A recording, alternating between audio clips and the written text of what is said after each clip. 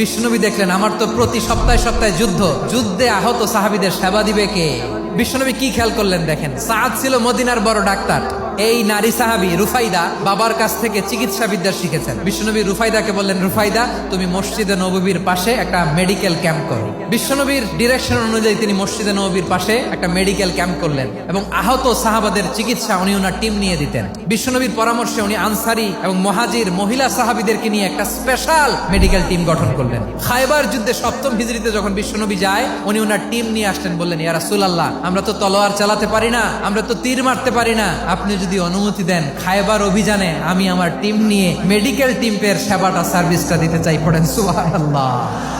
বিশ্বনবী অনুমতি দিলেন, যোদ্ধা সাহাবীদের সাথে মেডিকেল টিম নিয়ে অগ্রসর হলেন। খায়বারের প্রতিটা আহত সাহাবী যারা ইনজুরি শিকার হয়েছেন সবাই রুফাইদা আল আসলামিয়ার এই মেডিকেল ক্যাম্প থেকে চিকিৎসা সহায়তা পেয়েছেন। সুবহানাল্লাহ পড়েন।